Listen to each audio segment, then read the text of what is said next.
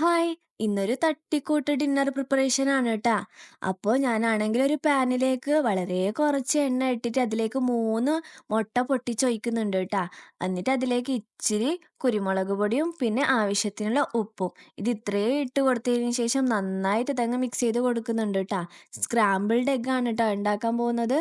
അങ്ങനെ ഇതാ ഞാനാണെങ്കിൽ 3 മുട്ടയും ഇവിടെ പൊട്ടിച്ചൊഴിച്ചിട്ടുണ്ട്. എന്നിട്ട് അതിലേക്ക് കുരുമുളക് പൊടിയും പിന്നെ കുറച്ച് ഉപ്പും ഇട്ടിട്ട് നന്നായിട്ട് അതങ്ങ് മിക്സ് ചെയ്ത് കൊടുത്തു. എന്നിട്ട് ഞാനിതാണെങ്കിൽ ഒരു പ്ലേറ്റിലേക്ക് മാറ്റി കൊടുത്തിട്ടുണ്ട് ട്ടാ. അങ്ങനെ ഇതൊക്കെ മാറ്റി കൊടുത്തു കഴിഞ്ഞതിന് ശേഷം ഞാൻ കുറച്ച് ബസ്മതി റൈസ് ഉണ്ടാക്കിയിട്ടുണ്ടായിരുന്നേ. അത് ജസ്റ്റ് കോരി ഇങ്ങനെ മാറ്റിയിട്ടുണ്ട് ട്ടാ. അങ്ങനെ അത് ഞാനൊരു പ്ലേറ്റിലേക്ക് വേറെ തന്നെ സെപ്പറേറ്റ് ആയിട്ട് മാറ്റി വെച്ചിട്ടുണ്ടേ.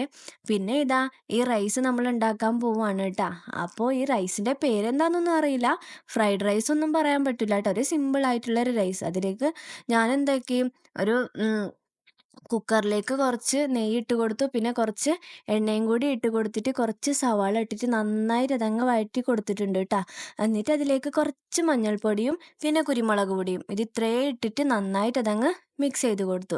അപ്പോഴത്തേക്ക് ഇതാ നല്ലൊരു കളറ് വന്നിട്ടുണ്ട് കേട്ടോ. എന്നിട്ട് ഇതാ നന്നായിട്ട് മിക്സ് ചെയ്ത് കഴിഞ്ഞതിന് ശേഷം നമ്മൾ ഉണ്ടാക്കി വെച്ചില്ലേ ആ റൈസ്, അതും ഇതിലേക്ക് ഇട്ട് കൊടുത്തിട്ട് നന്നായിട്ട് മിക്സ് ചെയ്ത് കൊടുക്കണം. അത് കഴിഞ്ഞതിന് ശേഷം നമ്മൾ ആദ്യം തന്നെ ഉണ്ടാക്കി വെച്ച സ്ക്രാമ്പിൾഡ് എഗ് അതും കൂടി ഇട്ട് കൊടുത്തു കഴിഞ്ഞിട്ട് നന്നായിട്ട് മിക്സ് ചെയ്ത് കഴിഞ്ഞാൽ നമ്മളുടെ റൈസ് റെഡിയായി. അപ്പോൾ സിമ്പിളായിട്ടുള്ളൊരു റൈസാണ് കേട്ടോ. അപ്പോൾ നിങ്ങൾക്ക് വേറെ പച്ചക്കറികളൊക്കെ വീട്ടിലുണ്ടെന്നുണ്ടെങ്കിൽ അതും നമുക്ക് ക്യാരറ്റ്, ബീൻസ് ഇങ്ങനെയൊക്കെ ഉണ്ടെന്നുണ്ടെങ്കിൽ ജസ്റ്റ് ഒന്ന് എണ്ണയിൽ വഴറ്റി കൊടുത്തിട്ട് നമുക്കിതിലേക്ക് ഇട്ട് കൊടുക്കാവുന്നതേ ഉള്ളൂ. അപ്പോൾ ഇതാ നമ്മളുടെ റൈസ് ഇവിടെ റെഡി ആയിട്ടുണ്ട്. വളരെ സിമ്പിളായിട്ടുള്ള ഒരു റൈസാണ്. അപ്പോൾ നിങ്ങൾക്കാണെങ്കിൽ കുറച്ചും കൂടി ഹെവി ആയിട്ട് ഇത് ചെയ്യാൻ പറ്റുന്നതേ ഉള്ളൂ. അപ്പോൾ ഞാനിവിടെ ഈ റൈസ് മാറ്റി വെച്ചിട്ടുണ്ട്. പിന്നെ ഇതിലേക്ക് എന്തെങ്കിലുമൊക്കെ ഗ്രേവി ഉണ്ടാക്കാമെന്ന് വിചാരിച്ചു. അപ്പോഴാണ് പനീർ ഇരിക്കുന്നത് കണ്ടത്. അപ്പോൾ ഇതിൻ്റെ ഗ്രേവി ഉണ്ടാക്കാമെന്ന് വിചാരിച്ചു ട്ടോ. അപ്പോൾ ഇതിലേക്കാണെങ്കിൽ കുറച്ച് പനീർ എടുത്തിട്ടുണ്ട്. അതിലേക്ക് കുറച്ച് മഞ്ഞൾപ്പൊടി, മുളക് പൊടി, ഉപ്പ് ഇത് ഇത്രയും ഇട്ടിട്ട് നന്നായിട്ട് മിക്സ് ചെയ്ത് കൊടുത്തിട്ടുണ്ട് ട്ടാ. എന്നിട്ട് ഒരു പാനിലേക്ക് കുറച്ച് നെയ്യ് ഒഴിച്ചിട്ട് അത് നമ്മൾ ഫ്രൈ ചെയ്തെടുക്കണം. അപ്പോൾ നന്നായിട്ട് നമ്മൾ ഫ്രൈ ചെയ്തെടുക്കണം കേട്ടോ. അങ്ങനെ അത് ഫ്രൈ ചെയ്തെടുത്തിട്ട് അതും മാറ്റി വെച്ചു. പിന്നെ ഒരു മിക്സിൻ്റെ ജാറിലേക്ക് ഒരു 2 തക്കാളി ഇട്ടിട്ട് നന്നായിട്ട് അതങ്ങ് മിക്സ് ചെയ്ത് കൊടുത്തിട്ട് അടിച്ചെടുത്തിട്ടുണ്ട് ട്ടാ. അത് കഴിഞ്ഞതിന് ശേഷം നമ്മളൊരു പാനിലേക്ക് കുറച്ച് നെയ്യ് ഇട്ടിട്ട് അതിലേക്ക് കുറച്ച് ഉള്ളി ഇട്ടിട്ട് നന്നായിട്ട് അതങ്ങ് മിക്സ് ചെയ്ത് കൊടുക്കണേ. അപ്പോൾ വെളുത്തുള്ളിയും കൂടി ഞാൻ ഇട്ടിട്ടുണ്ടായിരുന്നു കേട്ടോ. അപ്പോൾ ഫസ്റ്റ് വെളുത്തുള്ളി ഇട്ടിട്ട് നന്നായിട്ട് അതങ്ങ് ബ്രൗൺ കളർ ആയിക്കഴിഞ്ഞതിന് ശേഷം നമ്മൾ എന്ത് ചെയ്യുക, കുറച്ച് ഉള്ളിയും കൂടി ഇട്ടിട്ട് നന്നായിട്ട് അതങ്ങ് മിക്സ് ചെയ്യുക.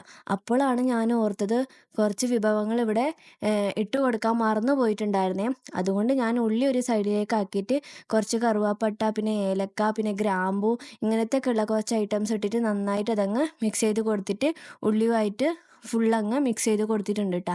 എന്നിട്ട് നമ്മൾ നേരത്തെ അരച്ച് വെച്ച ടൊമാറ്റോയുടെ പേസ്റ്റും കൂടി ഇതിലേക്ക് ഇട്ട് കൊടുത്തിട്ടുണ്ട്. എന്നിട്ട് ഇത് നന്നായിട്ട് മിക്സ് ചെയ്തതിന് ശേഷം നമ്മൾ മസാലാസ് ആഡ് ചെയ്ത് കൊടുക്കുവാണ് കേട്ടോ.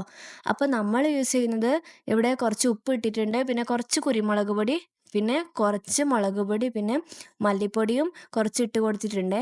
എന്നിട്ട് വളരെ കുറച്ച് ഗരം മസാലയും കൂടി നമ്മൾ ഇട്ട് കൊടുത്തിട്ട് ഇതങ്ങ് നന്നായിട്ട് മിക്സ് ചെയ്ത് കൊടുക്കുന്നുണ്ട് കേട്ടോ.